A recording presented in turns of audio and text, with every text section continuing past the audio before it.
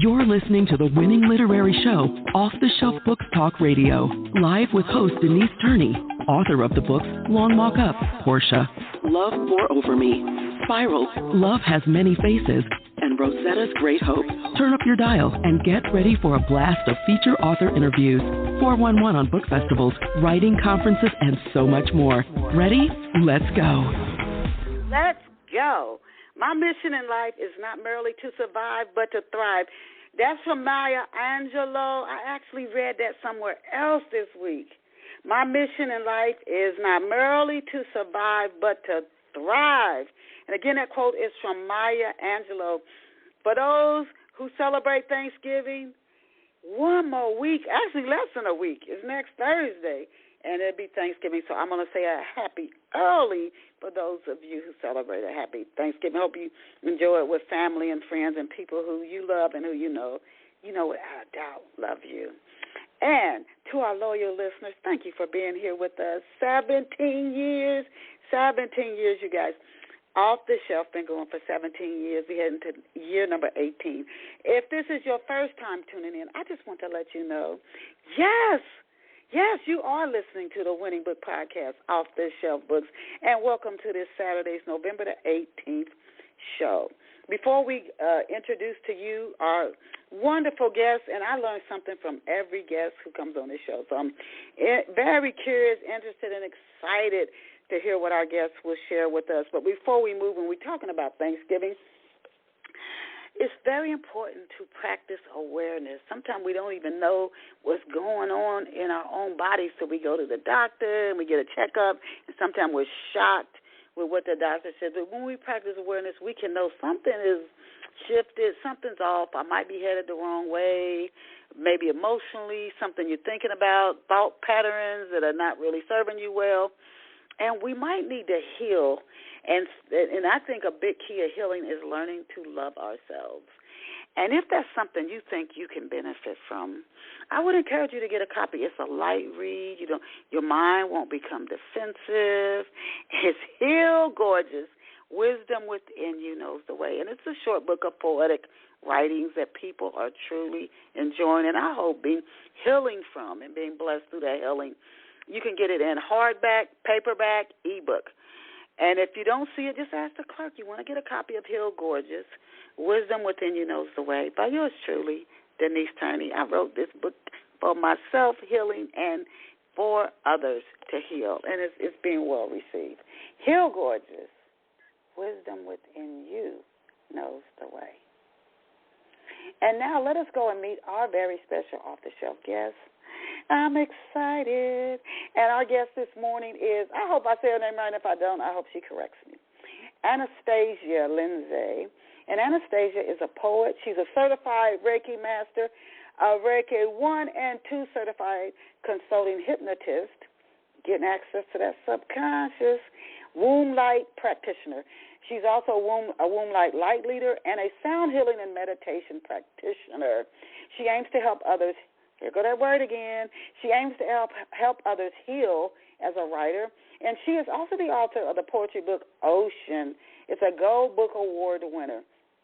Please, you guys, go visit Anastasia Lindsey online at Summer Solace Healing, and that's spelled SUMMERSOLACEHEALING.com. And one more time, Summer spelled the way it sounds, SUMMERSOLACEHEALING.com. And we're absolutely honored. Oh, my goodness. I hope I pick up the right line. We're absolutely honored to have Anastasia here with us this morning. I should have got her number. Welcome to Off the Shelf, Anastasia. Hello, can you hear me okay? Oh, my gosh. I said I have to get you. I should have got your number. I slipped up on that. Well, there's so many people on the line. I said, I hope I pick up the right line. And I can't hear you. Welcome to Off the Shelf this morning. Hello, can you hear me? I hear you fine. Can you hear me? Yes, I can. Hello. Okay. So welcome to the show. It's a pleasure to have you here with us, Anastasia. I enjoyed researching for your show, and I'm very excited for what you share. You might share something that really helps a listener who's listening live or somebody who listens to the show in the archives. Now, the first few questions I'm going to ask you, I ask every guest on the show, so our listeners can get a little backstory on our guests before we start talking about their books. So to kick off today's show, Anastasia, could you please tell off-the-shelf listeners where you grew up and what life was like for you growing up? Absolutely. First off, I just want to say thank you for having me. I'm really excited to be here. I know we've had this on the books for a few months now, so I'm excited that the day is finally here. To begin, I grew up in Decatur, Illinois, born and raised, and I'm still here. Childhood was great. I just grew up a little differently for many reasons, but I definitely believe that's, shaped who I am. I was raised by a single parent, and she worked third shift, so I was with my grandparents a lot. We didn't live in the best neighborhood growing up. It wasn't terrible, but it wasn't the best. I went to Catholic grade school and high school, and growing up it was a little different because I am of mixed race, so there were very, very few others like me. Everyone was predominantly white, and so that's how I was raised as well, around the white side of my family. But I think that overall, how I was raised has really shaped me and created this beautiful platform that I have now to share about, poetry and healing and growing up differently in the world and just kind of using my life experiences growing up to connect with others around the world. No matter what you look like, how you talk, how you appear in the world, or how you were raised, whether you had both parents, one parent, no parents, just using all of life's experiences to connect with other people. And I grew up writing. Poetry was introduced to me in grade school, so it's kind of stuck with me all these years. And I loved reading. I was around my grandmother a lot, who was very into literature and reading and very quiet and reserved like myself. So I really connected with my grandmother. She was very inspirational for me, and I do believe that I carry a lot of her with me throughout my days now. So just trying to navigate the life that I was given and use it to connect with other people. Oh, well, thanks for sharing. Now, are you an only child or you had siblings? I have siblings. I have a brother and a sister. My brother is a year younger than me, and then my sister is about 5 years younger than me. Oh, you're the oldest one. Now, when you were a little girl, Anastasia, you said you liked to write, you liked poetry, it was introduced to you in school, but when you were a little girl, what did you dream of being when you grew up? I always thought I was going to be a veterinarian, and I loved animals growing up. Yeah, so definitely didn't pursue that, but I still very much love animals. Okay, now how old were you? Your passion for writing was birthed when you were a young girl in school, and it started with poetry.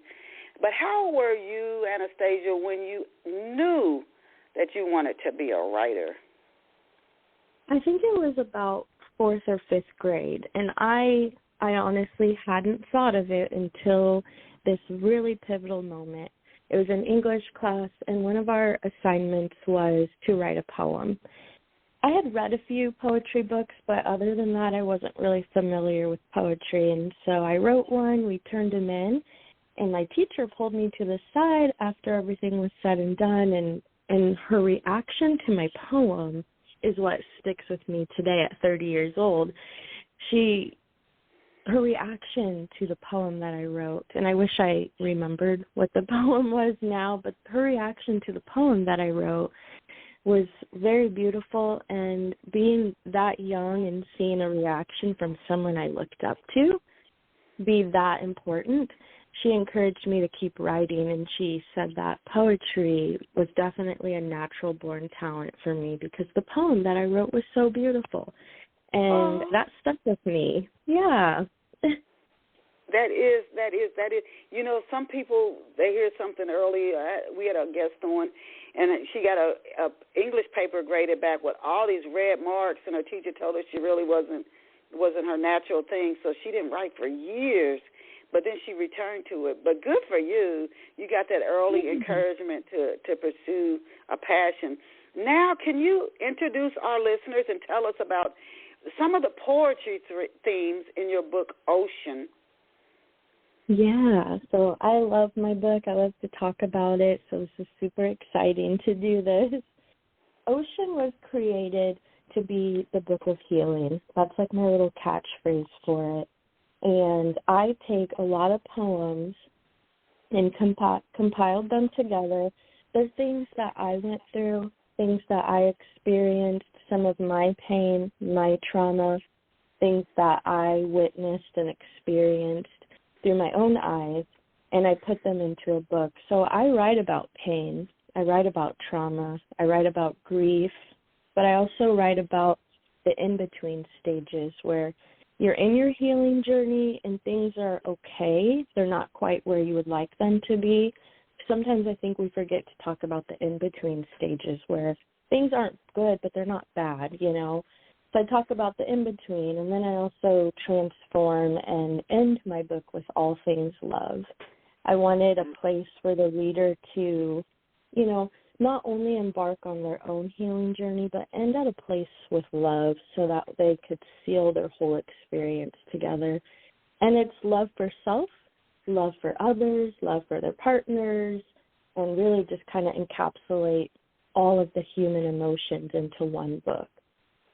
Now, these poems, are these poems you wrote across the span of since you started writing when you were in school, like in the 4th or 5th grade, and you just picked out certain ones to put in the book, or is Ocean a compilation of poems that you sat down one day and said, I want to write this type of poetry book with this focus, and that's what's in the book? A lot of my poems are things that have happened throughout my life. It wasn't until I started writing poetry for my book, it almost kind of was, I came to a point in my life where I'm like, I'm ready to start telling my story through poetry. A lot of poems that I wrote were just, you know, from my imagination, or, you know, I would read a book and be inspired to write something. But Ocean was truly formulated because I was ready to start sharing my story with the world and talking about the things that happened to me. So there might be a poem in there that a reader will come across, but that might have happened like 5 years ago for me. So I took experiences that have happened throughout my life and finally sat down and started talking about them or writing poetry about them. And then I compiled them into the book now. Okay, now before we go on, if you do have Ocean with you at some point in the interview, and you can let me know when you're ready, I would love for you to really delight our listeners by reading 1 or 2 poems from the book. But the next thing, so let me know if you're agreeable to that. And then I always have Ocean with me. Okay, awesome. And then the next thing I wanted to ask you, you know, a lot of us, and then later in the interview I want to talk about your work with healing. A lot of us are afraid to tell our story. We hide, and I when you said you were finally ready to tell your story, they say we wear a mask. Almost all of us. We had this public, and then in private we're just a little bit different. Even if it's not a lot, some of us this difference is so stark. It's almost like it's two different people. Like it's two different people. And I know when I grew up, I was always told, well, you don't spread your business, and you don't tell people your business. And I've heard other people grew up the same way. What goes on in this house stays in this house. You don't tell your business. And it's so you're saying you're finally ready to tell your story. A lot of people don't. They don't. There are people who've probably been married to people for over 20 years, and they still have big secrets. So where did you get the courage to say I'll share with the whole world? Where did you get the courage? I think it takes courage to do that, and I commend you for that. Thank you. I appreciate that. I think for a long time, growing up and being different, I was always wearing some type of mask, whether I was at school or at home or with friends. I never felt like I never had an idea of who I was. I felt like I was just kind of acting as a chameleon almost, like just blending in and kind of fitting in. But I knew that not only did I look different, but like how I thought and felt and experienced life was different.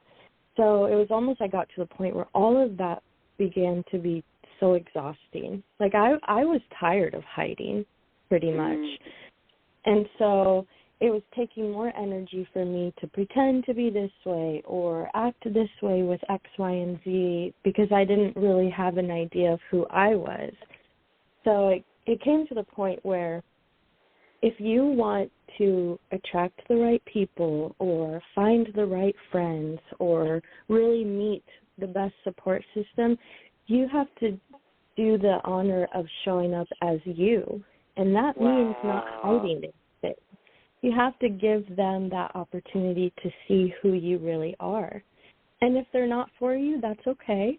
They might hear your story and start judging you right from the minute you start talking. That shows me that that's not my person. That's not somebody that's going to help me along this life, And I was okay with facing that fear because the fear of not being who I was and hiding my story was causing a greater damage than just telling people. Yeah. Oh, my goodness. You could put that on, oh, my gosh, on a billboard. In every town, like, oh my God, you're hurting yourself by not being who you really are. Now, in the overview, and after this question, I'm going to ask you to be just gracious with a poem after this question. But the overview of Ocean at Amazon shares that in Ocean, we experience the opportunity of connection and to grow with our emotions. Anastasia, why is it important to connect with emotions? Yeah, I love connecting with emotions. First of all, I have always been super sensitive. It was not a challenge at all for me to express and feel my emotions. Now, at times I might have been confused on why I was feeling something, but I've never been shy of feeling. The older I get, I realize that that's actually a gift because there are so many people that walk around in this world who are numb. They don't have any feelings. They can't express their feelings, or maybe they're afraid to express their feelings. But what we have to remember is we are all human, and to say that we can't express our feelings or be upset or be sad or even angry is denying ourselves the human right to just feel. And so my poetry really reflects that, and I want people to feel, even if it's scary, even if you've never done it before, or if you were raised and you were told or taught that it's wrong to be angry or sad. Those are human rights and we were born to be able to express those things. And I want people to know that whenever you push down your emotions, you're not allowing yourself to fully feel. You're not allowing yourself to actually be human. And that's why we're here, to experience what it's like to be human. And I want people to know that it's okay, but most importantly that it's safe to feel. So my poetry might cause a reaction to somebody that makes them feel something that they've never felt before. And I want them, and most importantly, encourage them to sit with what they're feeling and to learn themselves all over again, what it means to feel and what it means to be human.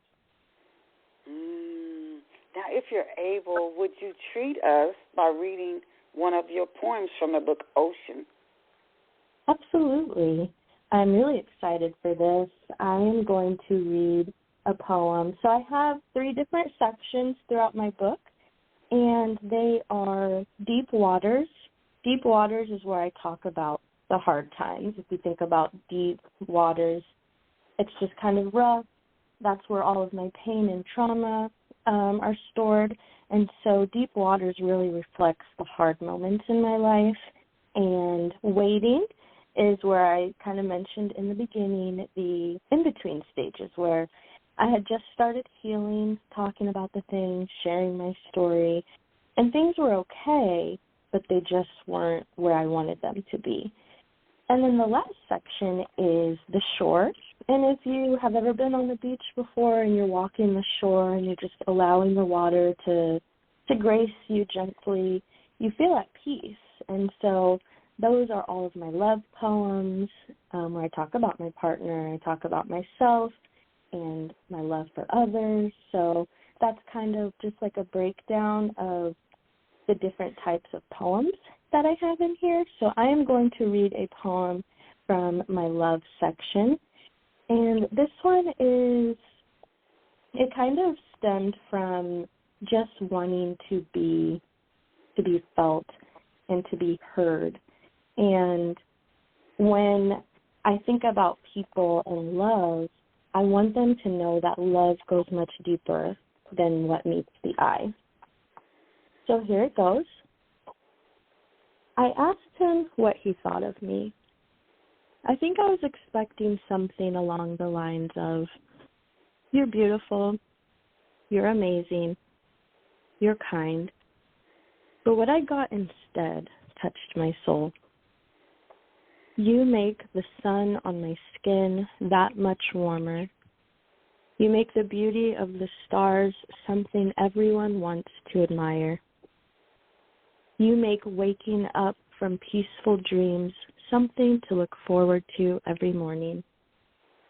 You are the love letter that mends broken hearts, the reasons why bees move from flower to flower. You are my favorite love story, and as long as I live, I will recite it.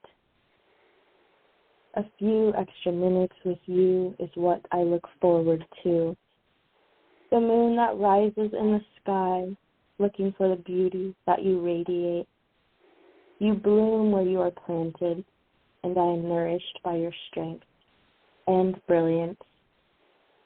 You are unforgettable, so that even when 1,000 light years pass, the light from your soul will always remain.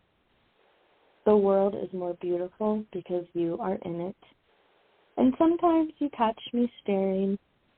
Every day I find something new that I love about you and have memorized even the slightest wrinkle from joy. I thank you for making room in your heart to love me fully. You are inevitably your magic. The Aww. end. Oh, what a wonderful love poem. Thank you for sharing that, Anastasia. We have a listener with a hand up, so I'm going to see if this listener has a question or something they want to share. So go ahead, listener, you're on live. Hello? Okay, they might have.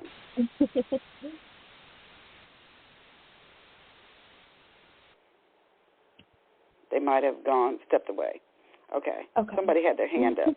So thank you for sharing that poem. It was such a wonderful, wonderful love story. Oh, my gosh, whoever that is about is somebody that you really, really love. You really love. Now, with Ocean, still talking about Ocean, and I'm going to slowly start going into your healing works.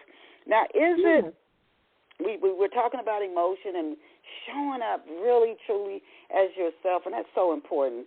Now, again, going to your Reiki work, et cetera, is it a brain overload? Talking about emotions again. Emotions, I just read an article where somebody is going to prison for 90 years for something they did, caught up in emotion. Now, is it a brain overload that causes some of us, we become so emotionally overwhelmed to the point that we make serious mistakes? We hit somebody, and then the regret is overwhelming. You curse your manager, and then you're out of a job, etc. What causes us, and you said, it's important to be aware of your emotions, and I think practicing awareness is critical. What causes us, though, to enter a state of emotional overwhelm, and we didn't even really know we were overwhelmed, till we did something, or we said something. Right. I think our emotions are always trying to tell us something. So a lot of times we may be feeling emotional. Instead of listening to our bodies and what that emotion is trying to tell us, we act upon it. So we act upon that emotion. So if we're angry at our boss and we want to storm into their office and start throwing things, we're missing the whole point of why we're angry. Anger is a natural emotion, and usually it stems from needing protection. So we're angry because we're not happy with something or someone. And it's an opportunity for us to reflect. Our emotions become overwhelming when we don't reflect and react upon them. And so, I always try to tell people, emotions make us want to act, but really we have to reflect instead. So if I'm happy, I feel safe and I feel connected, or I probably feel really loved. And that's a good emotion to sit back and be like, I'm really happy in this moment. Or this person right next to me is just an amazing person. Their energy feels great. And I feel happy to be sitting right next to them. Or sadness, Usually for me, when I'm crying, that's my body self-regulating. I could go off on a bender because I'm so upset and so sad. But I have to reflect and be like, what is causing me to be sad? And really listen to my body, because our bodies are always talking to us, and really that's what our emotions are. It can become overwhelming if we are trying to figure out the messages and we're not sure what they're saying, so it does take practice. It's like learning what your baby needs. They always say your baby has a different cry for what it needs. Our bodies are like that too. We just need different ways to cope and to listen to our bodies and to really reflect on what the emotions are that we're feeling. Do you do, thanks for sharing that. I'm listening to you, and you said you're 30. I'm like, wow, she's 30 years old. Have you ever considered, or do you, when you're talking about your books, if you go to book fairs, book festivals, you sit on panels, you're interviewing on podcasts, radio, TV, et cetera, do you also combine your discussions around your book, because what you're sharing I think is very helpful, with talking about ways? It's almost like somebody on a drive home, there's a guy going to do a book signing at Barnes & Noble, and it's a cookbook, and it's Thanksgiving, what a perfect time. So he said he's going to have, food from recipes in the book that he's prepared. So for you with your book Ocean and your focus on healing, do you, when you talk about your book, also combine and talk to people about what little simple things they can do to start to heal? Yeah, I do. I think it's really important. I could tell people the importance of healing, but I'm doing a disservice if I'm not teaching them ways or, talking about things that I do. And that's actually what makes my book Ocean unique is, I'm talking about grief and pain and trauma, but I also purposely put pages within my book that are called lighthouse pages. And if you think about lighthouse, it's a place of safety and calm. And those lighthouse pages have guided meditations, they have journal prompts, they have affirmations, they have exercises for the readers to do, like remember to drink your water. If a poem is triggering to you, it's important to sit back and close your eyes, see what messages come to you from your body. So I purposely put a lot of my healing exercises in my book so that the reader didn't feel alone. I did not want to put a poem in my book that could possibly trigger someone without giving them a tool or a resource to heal from that. I would have felt terrible knowing that my book is out there and people are hurting and struggling. They might hurt and struggle because it reminds them of their own experience, but I also needed a way to connect with them. Obviously, I can't connect with every single person in the world, but this is a way that I can so that they don't feel alone. And one of my pages, even in the love section, is just affirmations on love that they can say to themselves, like, I deserve to be happy. I accept all of me with love.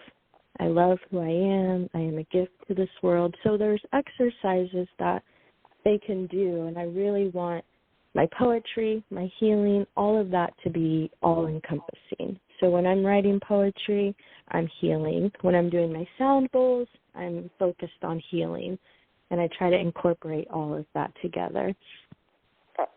Okay, thank you again. A few more questions on ocean, then I want to start talking about your Reiki, I hope I'm saying it right, Reiki healing. Now, the overview for ocean goes on to share that writings in the book aim to help readers expand past fear as vast as the sea and become in flow with creation and unconditional love, just like the ocean. Now, as it regards getting past fear, are there signs that, for our listeners who are either listening now or they may listen all parts of the world, may listen today, next week, next month, as it regards expanding past fear, are there signs that a person is constricted and needs to open up and begin to expand, as you say, expanding past fear? And if so, can you tell us about some of those signs that somebody might not even be aware that they're really constricted? Yeah, I think one of the main signs is if you are listening to the voices of others. I certainly don't think that there's any wrong in that, but we can also listen to ourselves. So if someone wants to quit their job, they want to, they have this strong urge to, it's just not for them, but they have this strong fear. It could be for many reasons, financial, security, but if they have someone in their right ear saying, you can't quit your job, you can't, you have a family to support, what about everyone that you have to feed? But in the left ear, it's their own voice saying, but you're not happy, you're so unfulfilled, there's more to life. They might let the voice of the other person win. It's not to say that what that person is saying isn't right. They can certainly take that into consideration. But what matters most is how that individual is feeling. Because we know ourselves better than anyone else, even when we don't know ourselves. Our body never lies to us either. If you're going to a job and it makes you so unhappy and your body kind of tenses up when you're there or you're disassociated, that's a sign that there's something else out there. It's okay. Sometimes life pushes us out of a place. It's our own selves that keep us where we're not supposed to be. So I think that's a number one sign, is that we're taking the things that we're hearing and stopping them from allowing us to grow. And I can certainly talk about that on experience. I think I have always listened to the opinions of others and then claimed them as my own, but I was dismissing how my body was feeling and what my body was telling me. Wow. Are there could you share any, like one or two other signs for those who, so you don't wait till you get to the doctor and they tell you you're really not in good shape here. And then you have no choice but to listen. Well, fear is also very healthy. It's what keeps us safe, so because I have a fear of walking into the highway, I will never get hit by a car because I would never walk into the highway. But if you allow fear to help you or keep you from doing something that you're also excited about, that's another sign, because you could also be very, very excited for an opportunity. But if you say, I'm scared, and you let that be the reason why you don't do that exciting thing, that could also be another way. And then also if you're starting to feel sick, like you said, my body will shut down if I constantly stop choosing myself. My body just shuts down. I get sick, or I have back-to-back colds, and I'm like, where is all this coming from? It's because I not necessarily am making the wrong decisions, but I'm not trusting myself enough. Have you ever had a friend that's like, just trust me, you're going to be okay, or just trust me, I won't let anything happen to you. And then you're sitting there like, I know you won't, but I still can't do this. And then you guys are going back and forth. Your friend just wants you to trust them. And that's what your body wants too. Your body just wants to be trusted. And so I think one of the third sign is start slowly but surely incorporating more self-trust into your life. Trust that your body knows what it's doing.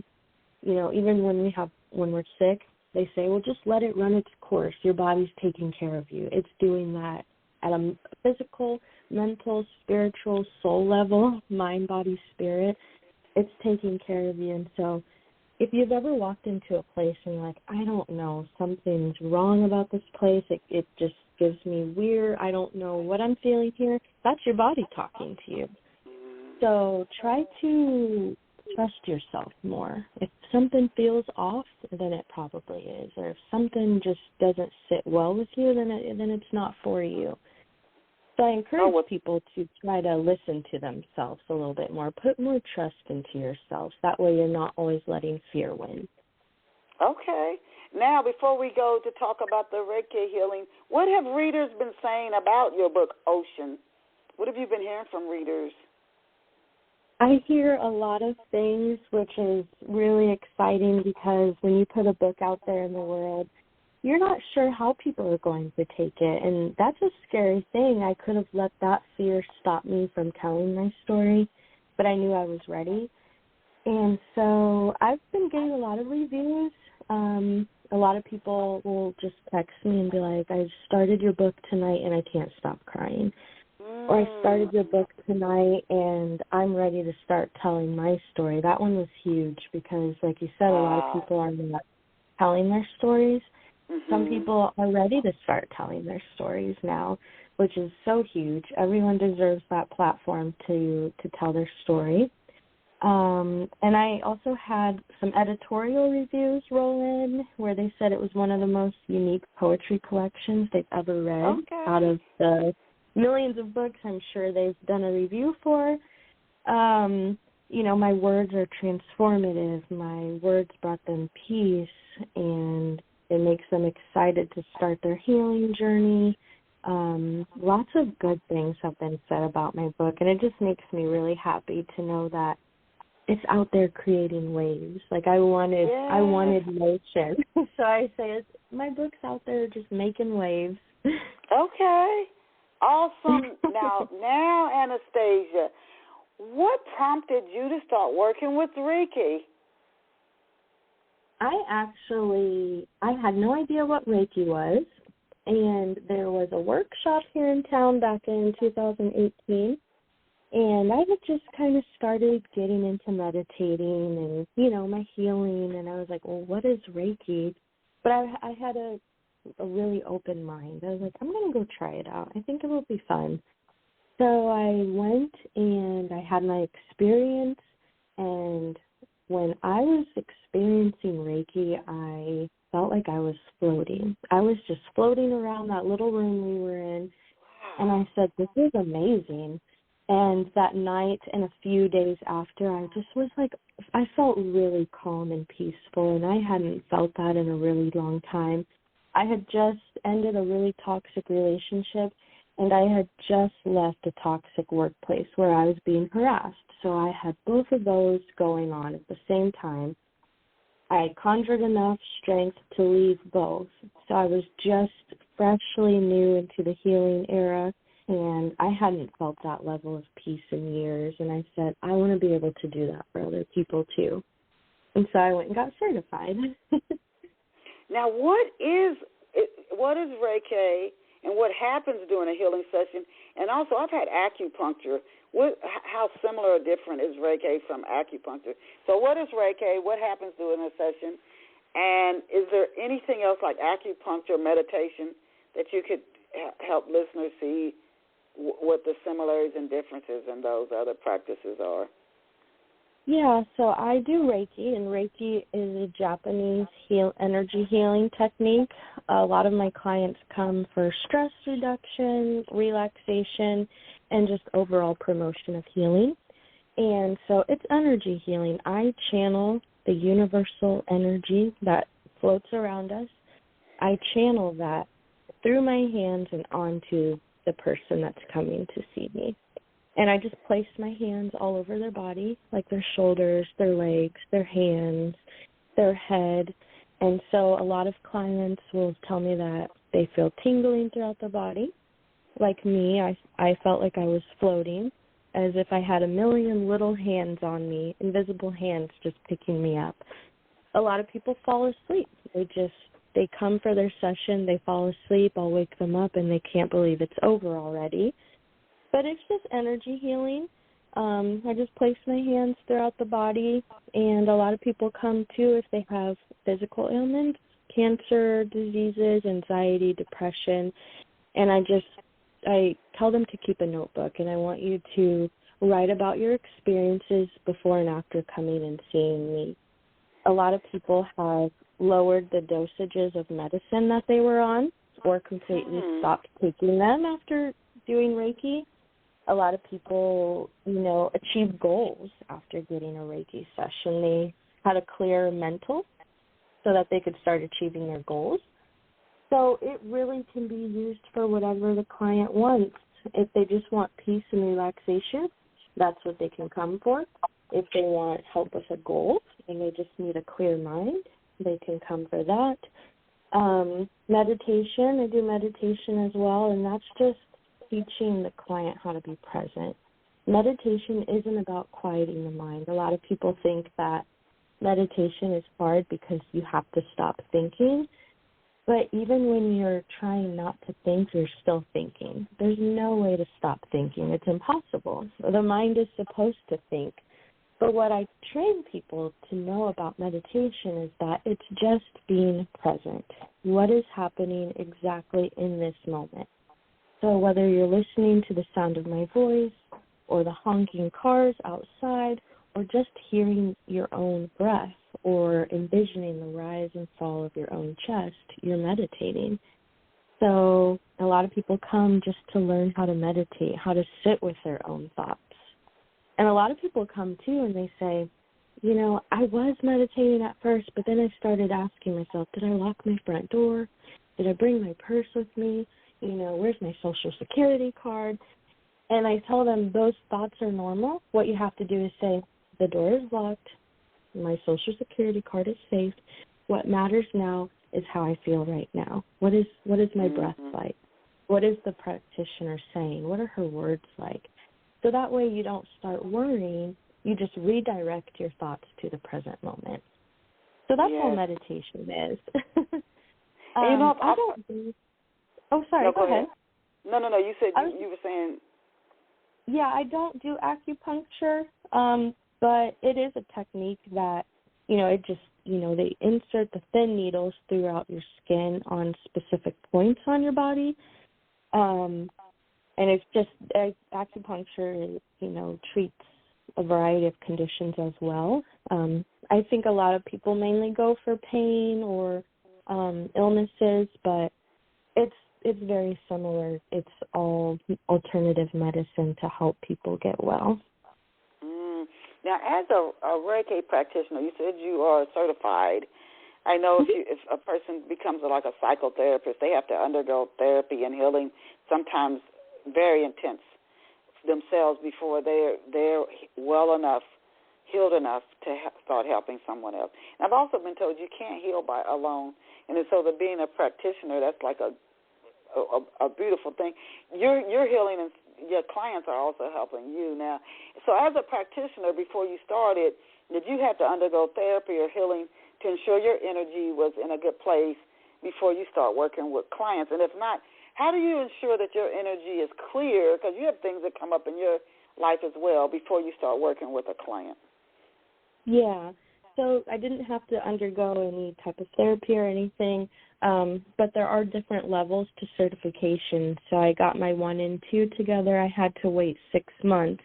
They want you to practice and get accustomed to being a Reiki practitioner before you just jump into the master level. So that was the only type of timeline that I had. However, since I work with energy, I know that it's important for me and anyone who really does energy healing that if I had a bad day and I have a client after work, I either have to do all of my self-care routines, maybe come home, take a shower, meditate, give myself Reiki because I can administer Reiki to myself. If that doesn't work or I'm still kind of worked up, I will reschedule my client because it's not fair for them for me to show up in a distressed state of mind when they are also coming as well with a distressed state of mind. I have to be level and peaceful and calm. My energy has to be good and clear so that way I can show up and be the best version of myself for them. And it's not to heal them, it's to show them that they can start and administer their own healing too. Because one of the things that people think is like if they come to me, they're going to be healed. A lot of healing is the client doing their own work outside of the session. Yeah. So that's the thing with psychotherapy. They tell you you're the one really doing the work. Yep. Yeah. And that's good because if something were to ever happen to me or I move away, I don't want the client to feel like, okay, that's it. I'm never going to heal. I'm never going to be safe again. The goal is to show them that they are safe, that they are in control with their own energy and own self. I'm just here to be a guide, to kind of help you along the way. But really, the work is done outside of our session. So, you know, I have to show up and be present for them to show them that they can also do that as well. Awesome. Now, how many, for our listeners, people who tune in and they're like, you know what, I think I need that. I think I could benefit from that. How many Reiki healing sessions are needed to really, let's say somebody's dealing with a lot of trauma. Maybe they're dealing with severe PTSD. They're dealing with a lot of anxiety. And they've been on a lot of medicines that have only maybe complicated the issue. How many Reiki healing sessions are needed to open a client up, allowing them the beginning to heal, love, and trust themselves? It depends on the person. You know, sometimes I'll have a new client come in and they'll come once a week, just depending on the level of things that they'd like to work on. But that's why I tell them it's important to keep a notebook so that you can track your progress, because I have them in our sessions. We'll kind of talk about how was last week after your Reiki session. Did you find yourself reacting the same way to things that might have really triggered you from the beginning? And if they say, well, no, not really, or not that I can think of, I'm like, that's really good. If you'd like, we can continue doing weekly, or we can move to every 2 weeks. And so what we'll do is we'll just kind of gauge and see where they are. I'll ask them a series of questions. If they're still feeling triggered or still having a hard time, we might do it more frequently. If they notice that their progress is actually, you know, on track, they're healing, they're doing better, they're not as reactive, then we might, you know, lessen it. So it really depends on the person.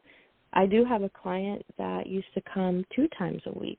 That was just their time. We would do like a Monday, Wednesday, or Wednesday, Friday, and that was just their time to come. You know, if you think about maybe making a hair appointment or getting your nails done or going to get a pedicure, like that was their time to just come and sit with a healing practitioner to really ensure that they were still on track. So really it's up to the individual. You can come as often as you want, or if you want to do once a month, because what you want to work on is pretty minor. You know, it really is up to the person. I can't say that it's the same for every single client that I see. Okay. Now, you also do you also do sound healing? When I was researching for your interview, and we're down about 10 minutes, we're almost at the close of the show, but I definitely wanted to talk about this as well. Do you also do sound healing? I do sound healing as well. I use crystal singing bowls, and I like to, you know, because I know sound healing can be kind of new and people aren't really sure what that is, I just kind of have them visualize this. If you've ever played the guitar, you know that you have to tune it before you play it for it to sound its best. You could still play the guitar, it just might not sound the way it should. Our bodies are the guitars. The sound healing instruments that I use tune our bodies. At a cellular, molecular level, it's shaking up stagnant energy within your body. It's tuning you so that you, in your body, can operate at its optimal best. And it's altering the brain waves. It's getting you from that anxious state to that calm and relaxed state of mind. So I have a lot of clients that come in and they book sound healing just so they can fall asleep. I start playing my bowls and within seconds they're snoring. So they say, this is nice to come take a nap. Oh, my gosh. You know, I'm listening to you, and thank you for everything you've shared. I've done a lot of reading and do a lot of several practices, but some things I think I'll get back to. But I'm listening to you, and I think we take for granted, almost like our bodies are these magical wands where no matter how much stress we put them under, it's always going to be okay. And then when something happens to show us otherwise, we're like stunned. You don't want to get to that state where you're shocked that, oh, my God, something's been off for maybe 5 years, and you didn't even notice it. So just these daily practices, not just a healthy diet and exercise, but there's a lot of stress around us, and, with wars and different things you worry about on an individual and broader level, to have these daily practices that you're really taking care of yourself. So I wanted to ask you next, I saw this they showed a short video at work of somebody with like a type of autism, and it really made me stop and think how different we all are. And in the short video, they were in like a cafe. You go into just a little cafe, I don't drink coffee, but people who drink coffee, teas, cappuccino, and the noise in this person with autism had was just putting a spoon on a table was like hearing a truck fall over. Everything was so loud. Oh my gosh, if I had to live with that. You talk about sound healing. Just how much, and most of us don't deal with that day to day, just how much are we impacted by noise and sound these days? We're not out in nature like we used to be in ways we're not aware of, and it's impacting us. Yeah, absolutely. I mean, I get overwhelmed by sound. If the TV's going and someone's talking to me and my neighbors are playing music, I can get very overwhelmed easily. The difference with my sound healing is because I let people know that, you might fall asleep during this session. Like if I do a group session, I'm like, don't be alarmed. That's okay.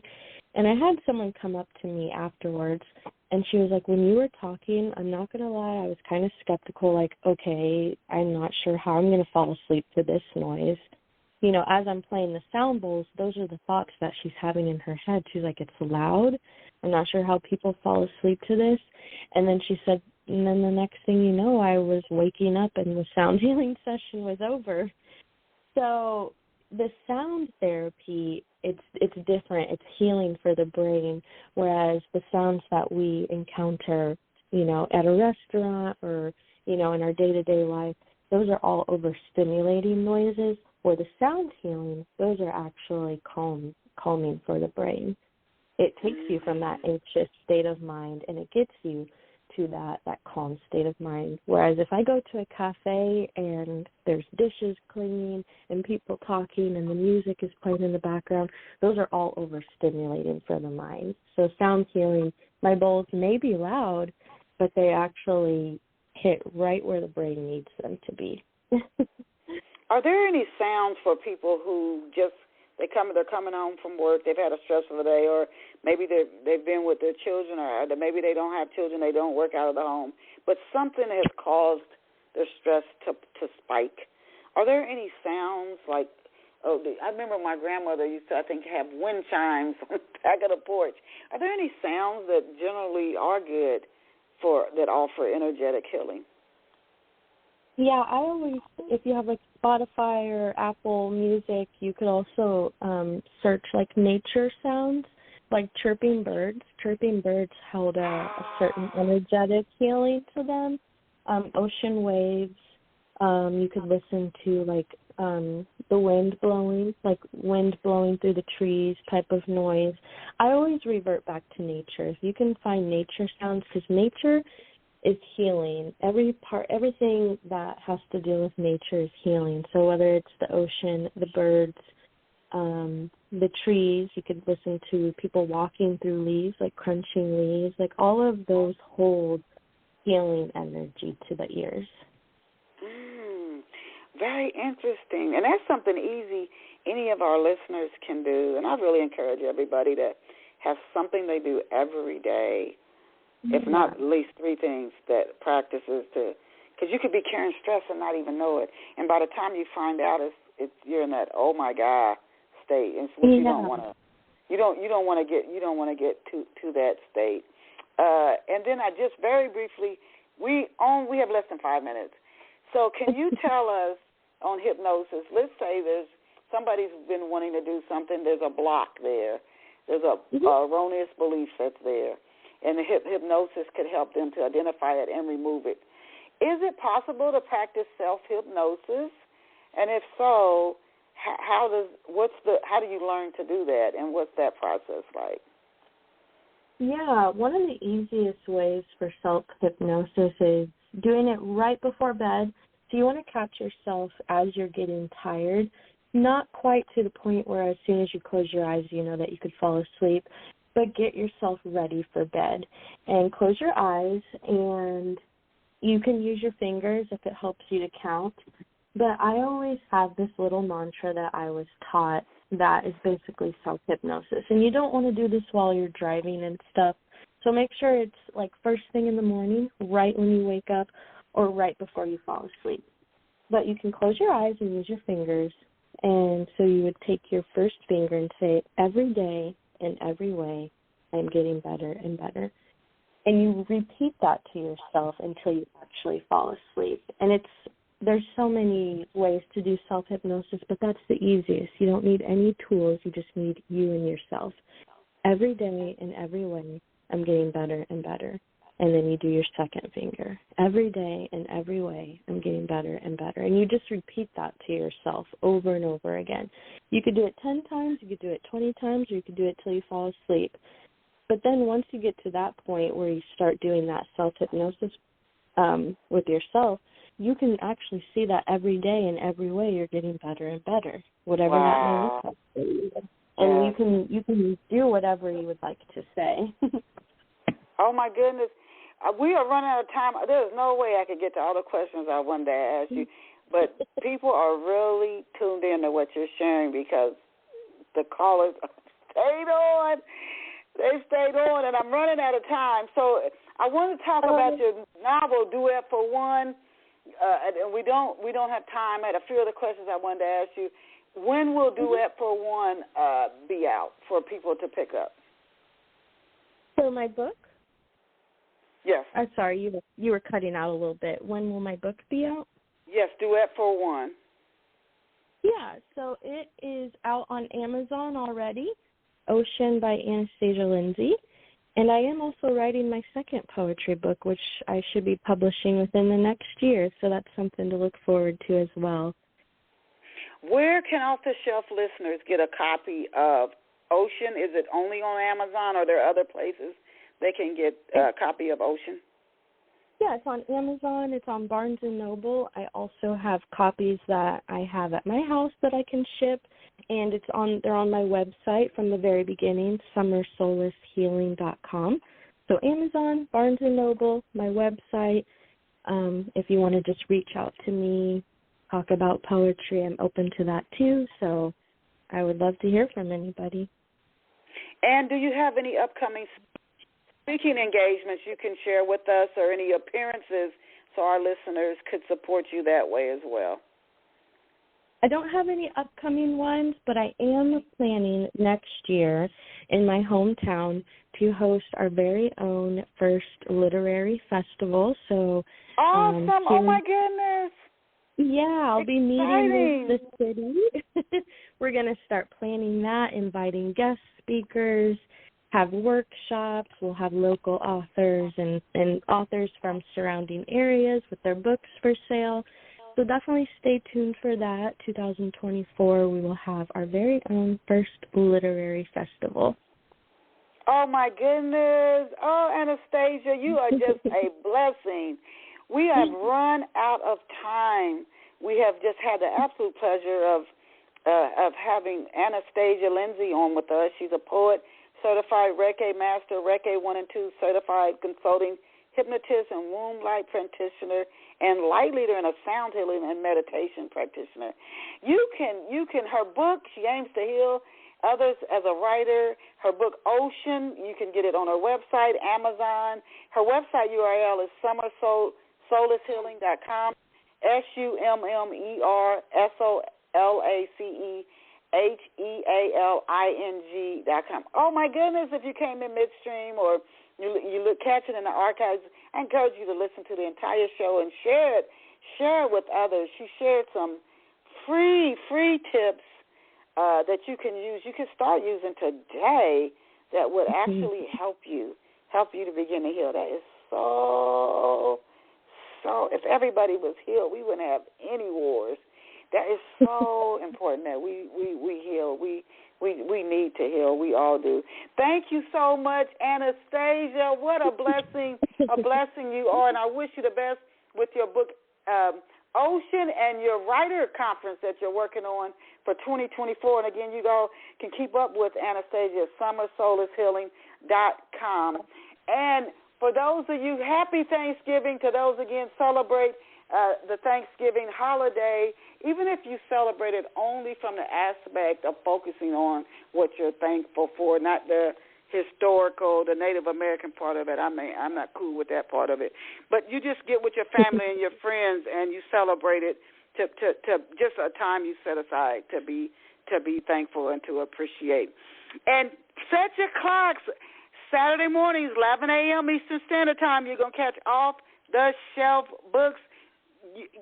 Just more and more wonderful guests like Anastasia Lindsey. Happy Thanksgiving, Anastasia. And thank you for being here with us and taking time out of your day to be here on Off the Shelf. To our listeners, as I always tell you, you are awesome. You are amazing. You are absolutely incredible. Go out and create a beautiful day for yourself. See you back here next Saturday, 11 o'clock. Bye for now. Thank you.